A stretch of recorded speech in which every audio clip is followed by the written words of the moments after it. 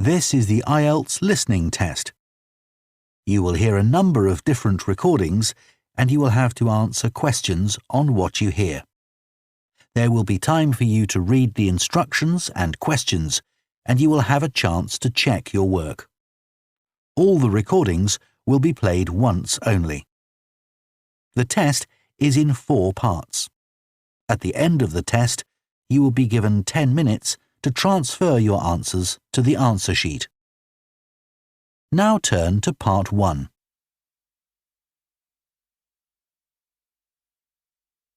Part 1. You will hear part of a telephone conversation between a job seeker and a recruitment agent. First, you have some time to look at questions 1 to 6.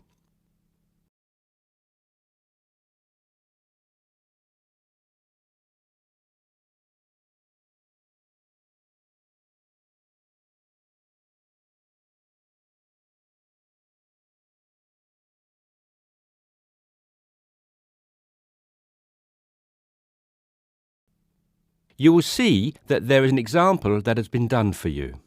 On this occasion only, the conversation relating to this will be played first. Yes, so that's Janet Thompson. Would you like me to spell it? If you wouldn't mind, thank you. Just the surname, please. No problem. It's Thompson. The job seeker's surname is Thompson, so you write Thompson in the space provided. You should answer the questions as you listen because you will not hear the recording a second time. Listen carefully and answer questions 1 to 6. Yes, so that's Janet Thompson. Would you like me to spell it? If you wouldn't mind, thank you. Just the surname, please. No problem. It's Thompson. Great. Now, Janet, before we go through the openings I have here in front of me, might I just take a few more details to complete your profile on my system? Of course. What would you like to know? Well, let's start with your email address, please. OK, janthompson@hort.net. I see. Is that Jan as in Jan? No, that wasn't available. I had to make do with Jann. Here, let me spell it for you again, just to be sure. JANNTHOMPSON@hort.net. Much obliged.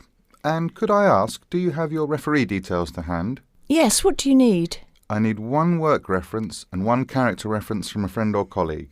OK, for a work reference, there's Jane Foote. She's my former boss at Bermuda Girls' School, head of English. OK. My personal referee is Monica Carbody.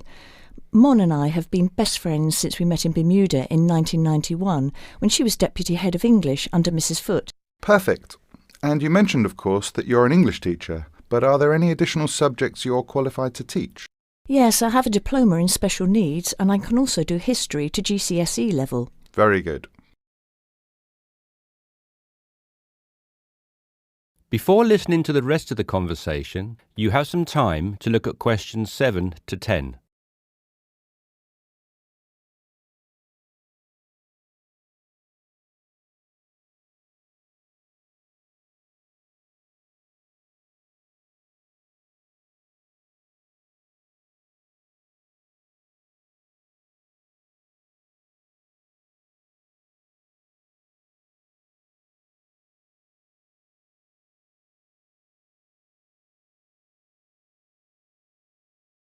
Now listen and answer questions 7 to 10.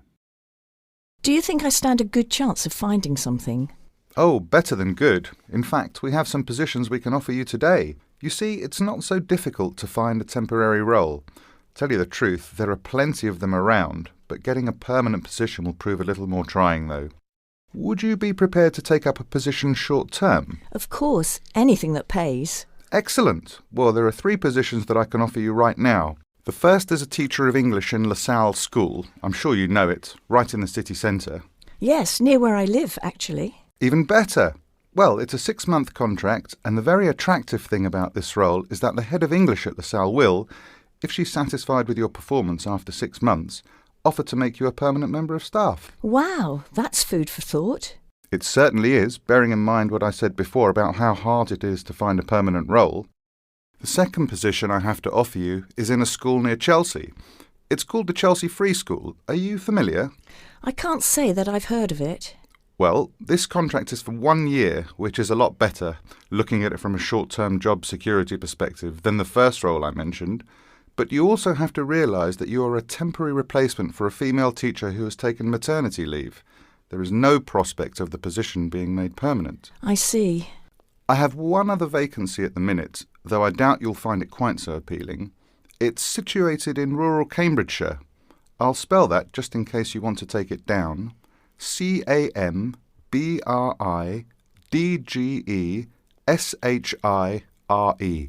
And the school simply goes by the name Cambridge, though it's not in any way related to the other more well-known establishment of the same name. I was just going to ask that. What a lovely location, though, eh? Yes, but there's a catch. It's only a 6-week contract to cover for someone on extended sick leave. I see. Well, I guess that's ruled out then. What sort of salary can I... That is the end of Part 1. You now have half a minute to check your answers to Part 1.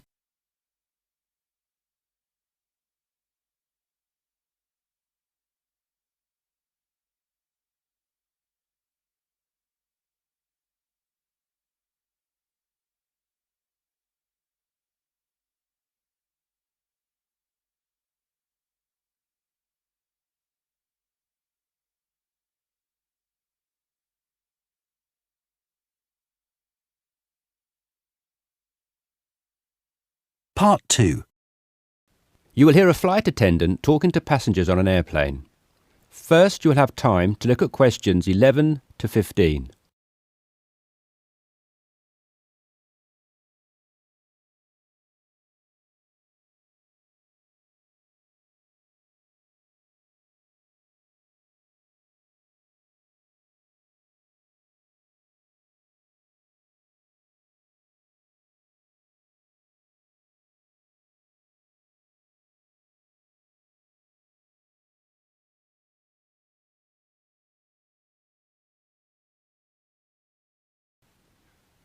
Now listen carefully and answer questions 11 to 15. Good morning, everyone. I hope you all slept soundly overnight. I'm pleased to confirm that our flight is running on schedule and we expect to arrive in Christchurch at 8 a.m. local time. That's about 50 minutes from now. I've been advised by our pilot to warn you that there may be some turbulence on our descent. So please remain seated and have your seatbelt on at all times. As you may have heard, a fairly severe tropical depression is headed for New Zealand and in fact is reaching the west coast of the South Island as we speak. Thankfully, we are landing on the east coast, where the weather is still relatively good. Wind speeds are steady at around 15 miles per hour and the sky is generally overcast, though the sun may creep out from time to time as the morning progresses. That said, when the storm reaches this afternoon, conditions will deteriorate rather quickly. Please exercise extreme caution if you're travelling anywhere on the island today. As I said, the storm has already made landfall on the west-northwest coast, and we're getting reports of high seas and very strong winds of around 75 miles per hour, with gusts up to 110 in Collingwood. Heavy and thundery rainfall is also being reported there. The Southern Alps are experiencing severe blizzard conditions, and there is a virtual whiteout on the roads. There are accumulations of up to 3 foot of snow already, so please, under no circumstances, be tempted to take the mountain road from Christchurch to Bluff. Use the coastal route for the entire journey if you must go down south. Over in the west, in Hokitika, and the southwest, in Milford, conditions are bad with heavy rain, high winds, and high seas. In fact, several tornadoes were reported in Hokitika and also in Lewis, which is slightly further inland. Also inland, on the northern edge of the Southern Alps, Arthur's Pass should be avoided at all costs. Roads are closed due to the heavy snowfall. Kaikoura has reported wind speeds of 45 miles per hour, with occasional gusts a bit stronger, but so far it has escaped the heavy rain. At present, it is windy and cloudy there. Before you hear the rest of the discussion, you have some time to look at questions 16 to 20.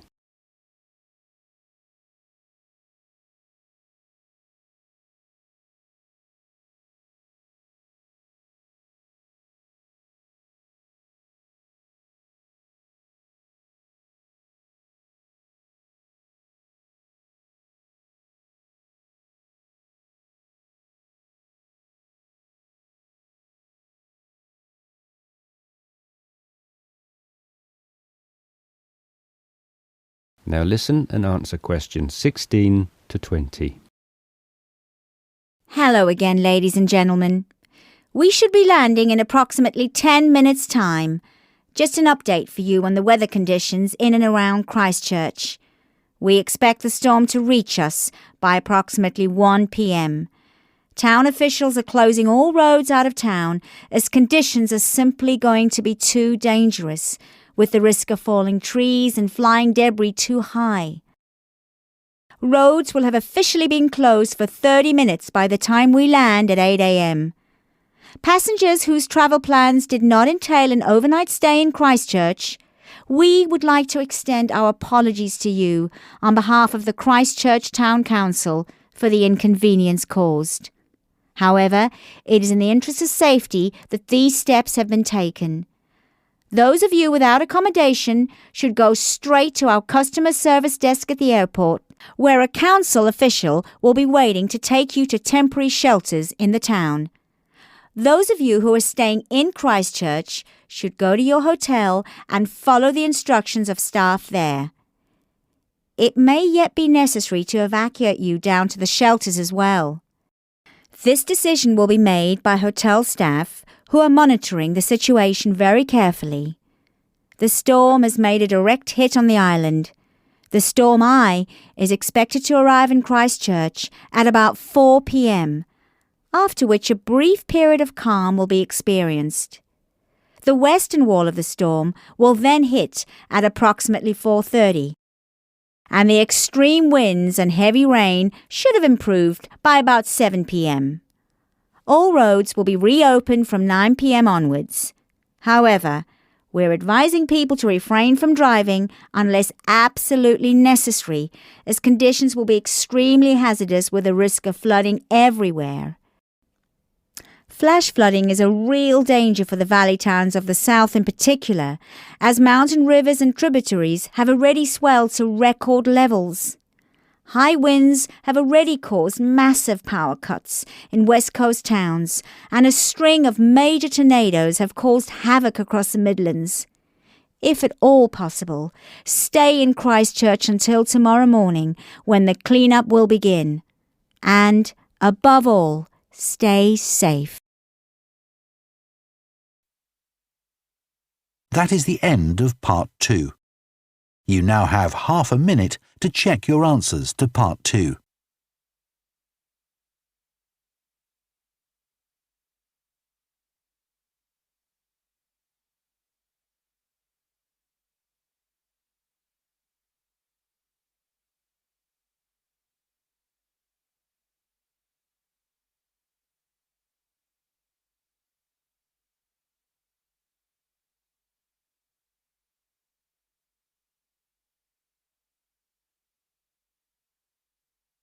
Part 3. You will hear a discussion between two psychology students and their tutor. First, you have some time to look at questions 21 to 24.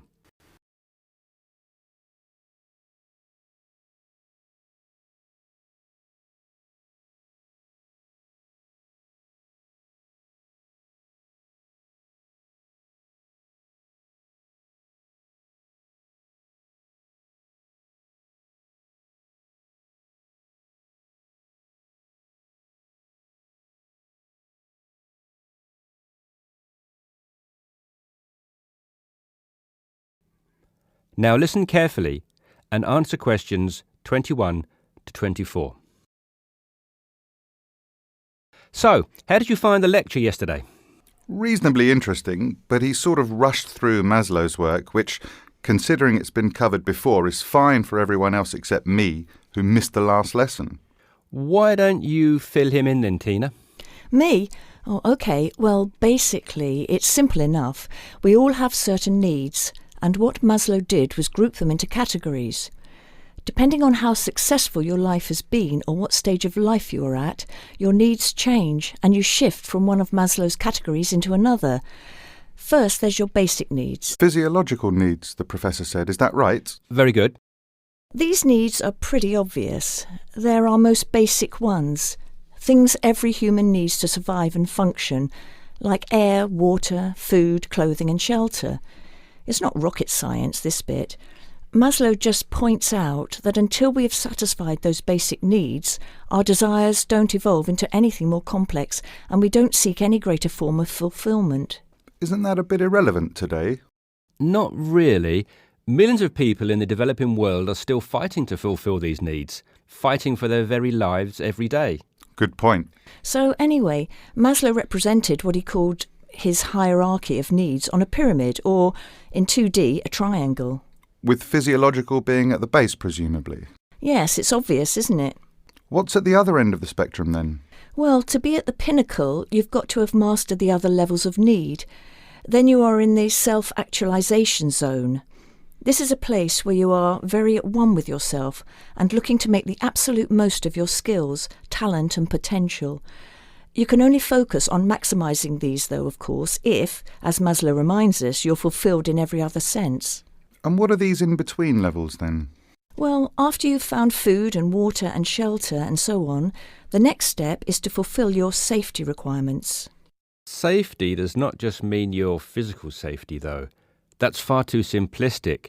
It's also about your emotional safety, your job security and so on. And let me guess, after that it's the need for esteem. No, Maslow reasoned that after your physiological and safety needs are fulfilled, the next most urgent requirement is for friendship, intimacy, companionship and so on. You know, on an emotional level, building a family, having relationships, etc. Only then, after you have found a sense of belonging, does the need for esteem take precedence, he argues. Presumably that's the need to feel accepted and valued. Yes, but more on that later. Do you feel more comfortable now? Yes. Thank you both. Before you hear the rest of the discussion, you have some time to look at questions 25 to 30.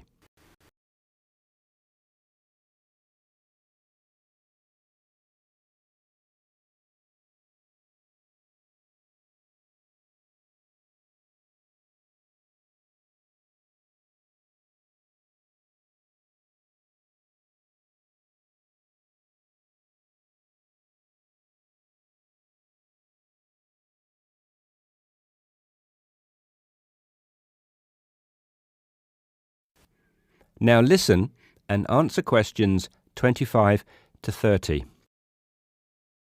OK, now that you are both familiar with Maslow's hierarchy of needs, let's look at a few cases in point. Case 1. Crime boss in the slums of Mumbai. What do you think? Surely very low. Physiological, I'd have said.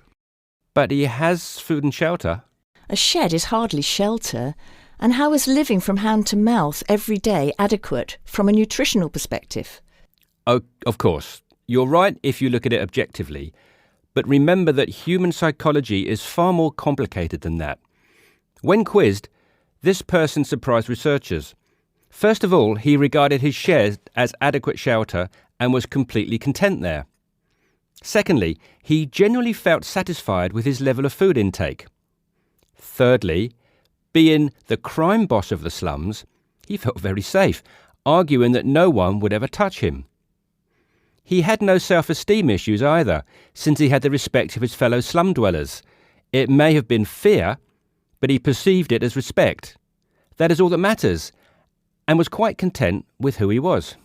I see. So it's not just about the reality of your situation, but also how you perceive that reality. Exactly. Most people would be very low on the hierarchy in his position, feeling like they wanted and needed much more. He did not. Now, what about case 2? A multi-millionaire rock star.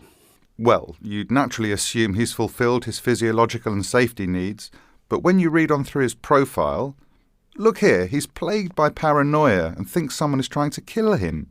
On that basis, given his state of mind, he must believe that his safety is compromised, so safety must be his primary concern. Very good. And look here at case 3, a property magnate. Having suffered badly during the recession, his portfolio of properties is in danger of being repossessed. In fact, look, he's in danger of losing everything and being left without even enough to support himself. Wow, so I guess he's gone from very high up right down to the bottom. Exactly. Even his basic needs are no longer secure. An excellent example of how there can be movement both ways on the pyramid. Case 4, a housewife. She must have some esteem issues, surely.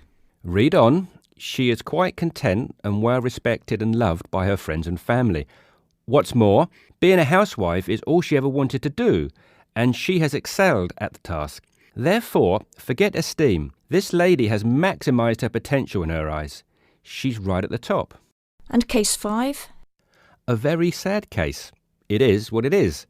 There are always innocent victims of war, and he was left with nothing, not even a home over his head. Every day is a struggle to survive. How sad. And last but not least, case 6, another rock star, though a different story. He says the only thing he craves is friendship. He has everything, but is awfully lonely. I think it's obvious where he is on Maslow's hierarchy. Indeed. That is the end of part 3. You now have half a minute to check your answers to part 3.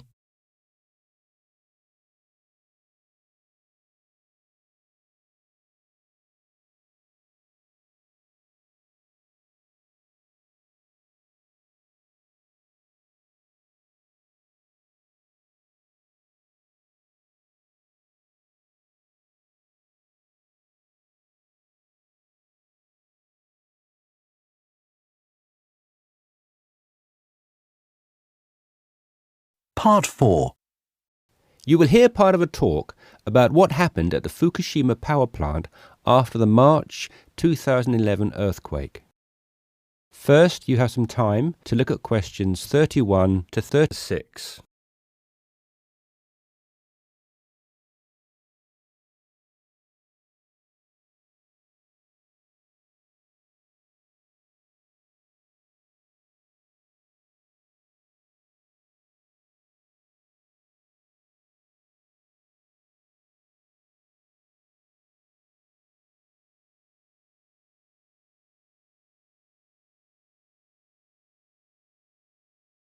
Now listen carefully and answer questions 31 to 36. To really understand what went on at Fukushima after the tragedy, which was the March the 11th tsunami, I'm going to have to give you a brief introduction to nuclear power and an insight into how a nuclear power plant like Fukushima functions. Look at the diagram here on the screen. To the left there is a rather massive building. This is known as the containment building, and it is, safety-wise, the most fundamental aspect of a nuclear power plant. Containment buildings are typically constructed of steel or reinforced concrete. The Fukushima one was made of a mixture of both. Notice the concrete domed roof, which was so prominent in the aerial photographs which were taken after the tsunami hit.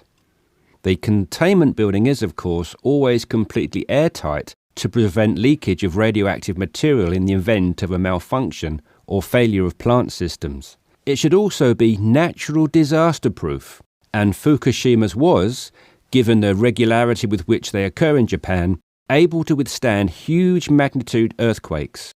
It also withstood the giant tsunami which struck. The containment building itself, therefore, did its job, but more on this later. The containment building houses the reactor core, which is where all the nuclear reactions take place. You will also notice the 4 cooling rods. These rods can be raised and lowered as required to control reaction speed and soak up neutrons. Now, if you look to the right-hand side of the containment building, you'll notice the coolant system, which basically regulates the temperature of the core and prevents it from overheating. You have hot water from the coolant system flowing into the heat exchanger and cold water flowing back into the containment building. This hot water is then transferred through the feed pumps into the turbine hall, where it is harnessed to drive the turbines and generate electricity. But before the energy can be distributed into the national grid, it must be sent through a new conductor. And this is the function of the missing piece of the puzzle, the transformer. The transformer allows electricity to be conducted from the turbines into the national grid. And that, ladies and gentlemen, is how nuclear-powered electricity is generated, more or less. Before you hear the rest of the talk, you have some time to look at questions 37 to 40.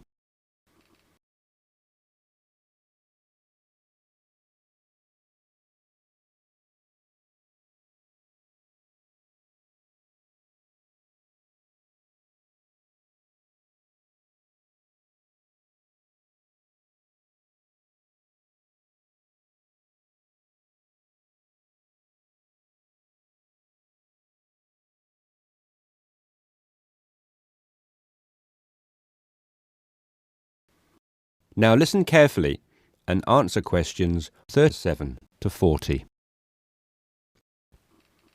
So, what went wrong at Fukushima? Well, let's begin at the beginning. When the earthquake struck, the reactors automatically shut down. Of course, there were 6 reactors at Fukushima, so think of it as 6 plants like the one in the diagram running independently of one another. In actual fact, only 3 of the reactors needed to be shut down, as reactors 4 to 6 were being inspected, so had already ceased to be operational. When the reactors shut down, no more electricity was being produced. So a new source of power was needed to run the cooling systems and prevent the reactor core from overheating. This is where the plant's on-site diesel generators came in. They were immediately powered on, and the reactor core's temperatures were being regulated again. So far, so good. But 50 minutes after the earthquake, the tsunami hit, breaching the plant's 5.7-metre defensive seawall. The tsunami flooded the basements of the 6 turbine halls and disabled the diesel generators.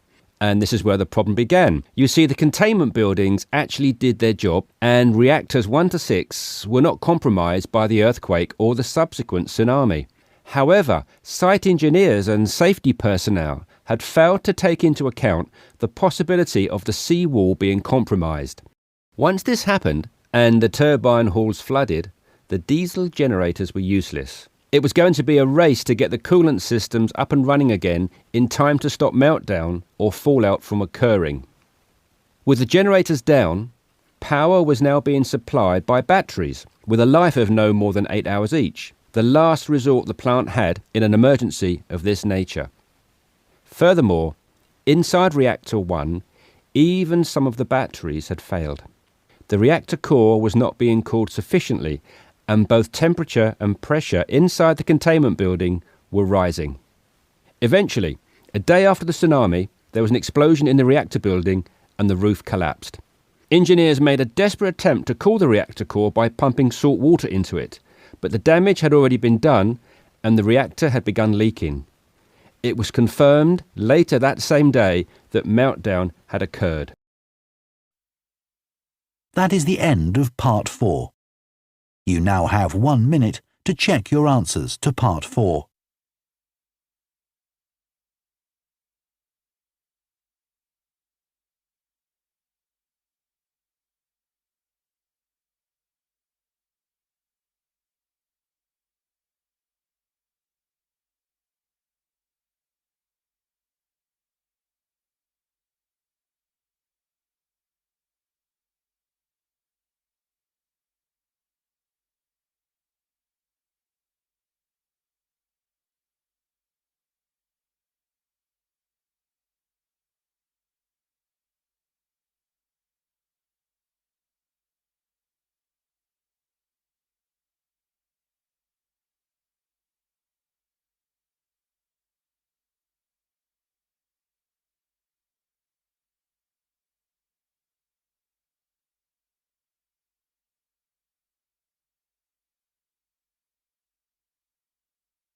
That is the end of the listening test.